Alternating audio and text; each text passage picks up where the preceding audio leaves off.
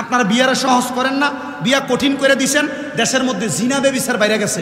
আপনি ফুলাফাইনরে তাড়াতাড়ি বিয়ে করাইতেন, আপনার মেয়েরে তাড়াতাড়ি বিয়ে করাইতেন, দেখতেন আপনার এলাকার ভিতরে ছেলেদের প্রেম প্রীতির সম্পর্ক বলেন, ভাইগা যাওয়ার সম্পর্ক বলেন, মেয়েদেরকে রাস্তায় ইপ্রিজিং করা বলেন, সব কমে যাইতো যদি নির্দিষ্ট বয়সে আপনারা ছেলেদেরকে বিবাহ করাইতেন।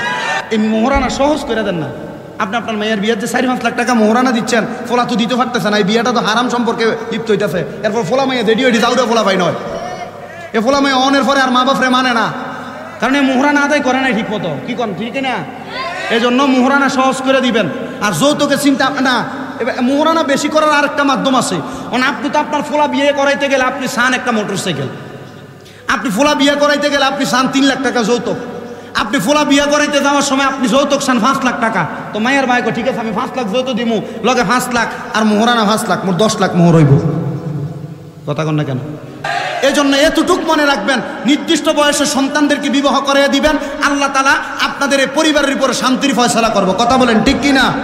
তবে এইটা মনে রাখেন, আপনার পরিবারের উপরে এটা চিল্লানোর কারণ আপনি বুঝছেন না।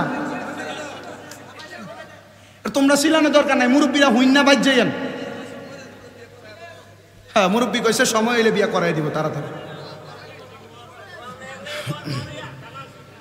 আপনি আপনার সন্তানকে নির্দিষ্ট পরিমাণ সময় বিয়া না করে কিছু করার নাই। বাড়ির ভিতরে মাহফিল যেহেতু একটু পারলে সাপ দিয়ে আপনি আপনার আর একটা বাইরে বসার জায়গা করে দেন, আল্লাহ আপনাদের জন্য জান্নাতে জায়গা করবো। এর কষ্ট করে জায়গা করে দেন না, যারা যেখানে বসছে এনে বসুক, আর যারা পরে আসছে তারা ভিতরে ঢুকাই দেন।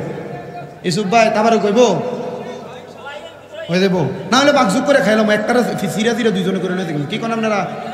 ঠিক আছে ওইব, তারপরে কইব চিন্তা করে না, বেশি আছে বেকার পরে দিব। আল্লাহ কবুল করো, আমিন কোন আস্তে আমিন কোন, আরো জোরে কোন আমিন। ওয়াজ না তোমরা ফক্কে গেছে তো জোরে কোন আমিন।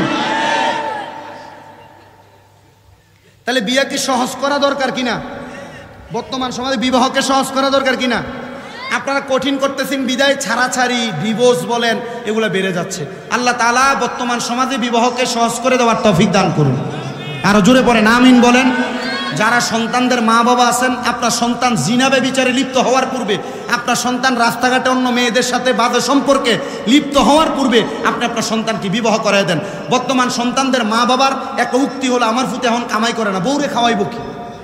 এমন না, আমার সন্তান এখন কামাই করে না, বউরে খাওয়াইব। কিন্তু আল্লাহর নবী শিখাইতেছে বিবাহ করায় দেন, স্ত্রী তার রিজিক নিয়ে আসবে। স্ত্রী তার কি নিয়ে আসবে? রিজিক নিয়ে আসবে। আপনি বিবাহ করে দিলে এই সন্তান বিবাহ করার পর তার ইনকামের রাস্তা সে নিজে বাহির করবে। আর নচেত এই সন্তান বিয়ে করার আগ পর্যন্ত যত গুনার কাম করব, যত মেয়েদের সাথে বাজে সম্পর্ক করব, প্রত্যেকটা গুনাহ আপনারা মা বাবার নামে লিপ্ত হবে, মা বাবার আমল নামার ভিতরে কি হবে? লিপ্ত হবে। এই জন্য সন্তান গুনাহগার হওয়ার আগে, সন্তান বিভিন্ন জিনার কাজে লিপ্ত হওয়ার আগে আপনারা বিয়ে করে দেন, দেখবেন উপকার হবে। ঠিক আছে নি? চিন্তা করে আমার ফুটে তো এখন নিজের ফায়দা দাঁড়াইছে না। আরে মুরব্বী আমনে দাঁত কামরা, আমরা একটু শেষ করাই লেছে, দাওয়াতটা খাওয়ান গেছে না। আল্লাহ কবুল করেন, আমি নাচতে কইছি। খেলাটা কি শেষ হয়েছে নি? শেষ? তাইলে আরো আইব, আরো আইব তাইলে নাকি? 130-এর টার্গেট দিছিলাম না, 50 রান এড়ে গেছে, দেখিস না? তো যেই কথায় ছিলাম, যখন ইমাম কাসেম এবং হযরত সকিনার বিয়া হয়, বয়স কি কম না বেশি? কম বয়সের বিয়াত বরকত আসেনি? বেশি বরকত। আমার বাজান গভীর মনোযোগ, একটু দেরি হবে কিন্তু। হযরত ইমাম কাসেম ডাক দিয়া কয়, সকিনা, আমি তোমার দায়িত্ব পালন করি নাই স্বামী হিসেবে, তুমি আল্লাহর ওয়াস্তে স্বামী হিসেবে ক্ষমা সুন্দর দৃষ্টিতে দেখবা। হযরতে সকিনার উক্তি হইল, কলিজার টুকরা স্বামী ইমাম কাসেম, আপনি কারবালায় যাবেন, যুদ্ধ করবেন, নবীর আহলে বায়াতের জন্য শহীদ হইয়া যাবেন। আপনি শহীদ হইয়া গেলে কারবালার ময়দানের মধ্যে শহীদ হওয়ার কারণে আমার আল্লাহ তাআলা আপনারে জান্নাত দিব। বলে হ্যাঁ। হে ইমাম কাসেম, আপনি শহীদ হইলে আপনি তো জান্নাতে যাবেন, আমি তো একজন শহীদের বউ হমু। স্বামী এই বিয়ার মোহরানা হিসাবে আপনি আমারে আপনার সঙ্গে জান্নাতে লইয়া যাইবেন। আর বর্তমান মা বোন যারা আছেন স্বামীকে প্রেসার ক্রিয়েট করেন। স্বামী যদি মাসে 20,000 টাকা বেতন পায়, এর থেকে 2,000 টাকা স্ত্রীকে আলাদা করে দিতে হয়। বউ 1 মাস পরে আর একটা নতুন 3 পিস বানাবে, এই জন্য। ঠিক না?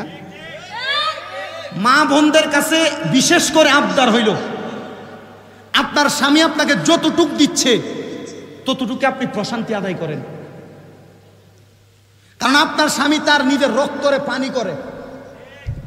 তার শরীরে কষ্ট থাকলেও আপনার স্বামী তার কষ্টটাকে আপনাদেরকে বুঝতে না দিয়ে ইনকাম করে। স্বামীর উপর এমন কোনো প্রেসার ক্রিয়েট করেন না যার কারণে আপনার স্বামী কাজ করার পরেও তার মাথার ভিতরে পরিবারের টেনশন থাকে। ঠিক আছে না? আল্লাহ বোঝার তৌফিক দান করুক। এই কথা বইলা হযরত ইমাম কাসেম রওনা করলেন যুদ্ধের মধ্যে। ইমাম কাসেম যখন যুদ্ধ করতেছে, যুদ্ধ করতে করতে করতে করতে ইমাম কাসেমের হাতের মধ্যে অনেক এজিদের দলেরা কতল হইয়া গেছে। কিন্তু ইমাম কাসেম রে পেছন দিক থেকে ইবনে জিয়াদের দলেরা একটা বর্ষা দিয়া, মানে যেটারে আমরা যে মাছ ধরার জন্য যেই সল ব্যবহার করে, এমন 1 ছোকা বর্ষা দিয়া হযরত ইমাম কাসেমের পেছন দিয়া আঘাত করছে। ইমাম কাসেম যখন আঘাত রাখে মাটির মধ্যে পড়ে গেছে, ইমাম কাসেম শহীদ হওয়ার পরে ইমাম কাসেম যেই গোড়াটার মধ্যে কইরা যুদ্ধ করতে আসছে, ওই গোড়াটার পিঠের মধ্যে ইমাম কাসেম এমন ভাবে ফাতাইলা কইরা দিয়া ওই তরবারিটা, মানে ওই বর্মটা দিয়া ইমাম কাসেমের দেহ মোবারকটা, লাশ মোবারকটা বুকের মধ্য দিয়া তরবারিটা ঢুকাইয়া, ওই সলটা ঢুকাইয়া ইমাম কাসেম রে গোড়ার পিঠে সরাইয়া আহলে বায়াতের তাবুর দিকে প্রেরণ কইরা দিছে। বাজান রে, ইমাম কাসেম যখন ওই এজিদের দল থেকে ইমাম কাসেমের গোড়াটা যখন হুসাইনে পাকের আহলে বায়াতের তাবুর দিকে গেছে, হুসাইনে পাকের তাবুর মানুষেরা ইমাম কাসেম রে দেইকা দেইকা কান্না করে। আর একজন আশেক বলে, আহারে আল্লাহকে মারল রে মায়ের যতন রতন, কে কারিয়া নীল মায়ের বুকের জাদু ধন, আল্লাহ কে মারল রে, আল্লাহ কে মারল রে মায়ের যতন রতন, কে কারিয়া নীল মায়ের বুকের জাদু ধন, আল্লাহ কে মারল রে। আল্লাহ কাসেমের লাশ গোরার পিষ্টেতে চড়িয়া আপন স্বজনের কাছে পৌঁছিল আসিয়া, বলেন আল্লাহ কাসেমের লাশ গোরার পিষ্টেতে চড়িয়া আপন স্বজনের কাছে পৌঁছিল আসিয়া। হরে ঘরে বাইরে লাগেল আগুন, কাসেমের লাগিয়া আল্লাহকে মারলো রে, আল্লাহকে মারলো রে মায়ের যতনের রতন, কে কারিয়া নীল মায়ের বুকের জাদু ধন, আল্লাহকে মারলো রে। আল্লাহ কাসেমের লাশ স্বজন যখন দেখিল, আসমান ভাঙ্গা যেন তাদের মাথাতে পড়লো। ওরে ঘরে বাইরে লাগেল আগুন, কাসেমের লাগিয়া আল্লাহকে মারলো রে, আল্লাহকে মারলো রে মায়ের যতনের রতন, কে কারিয়া নীল মায়ের বুকের জাদু ধন, আল্লাহকে মারলো রে। বাজান রে, হযরত ইমাম কাসেম রে যখন শাহাদাত কইরা দিছে, ইমাম কাসেমের পরে আবার ইমাম হুসাইন রওনা করছে।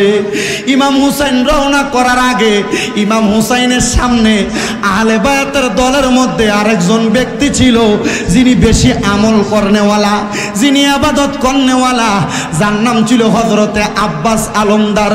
হযরতে আব্বাস আলমদার ডাক দিয়া কয়, হুসাইন আপনি কোথায় যান? বলে আমি কারবালার মধ্যে যাই। কেন যান? বলে কারবালার মধ্যে যেই ফুরাত নদী আছে, ওই ফুরাত নদীর মধ্য থেকে একটু পানি আনবো আমার আসগরকে পান করানোর জন্য। আব্বাস আলমদার ডাক দিয়া কয়, হুসাইন আপনি এখন যাইয়েন না, আপনি এখন গেলে এই কারবালার ময়দানে ফুরাত নদীর পারে এজিদের দলের আপনারা আঘাত করবে, মারবে, আপনি যাইয়েন না, যাইয়েন না।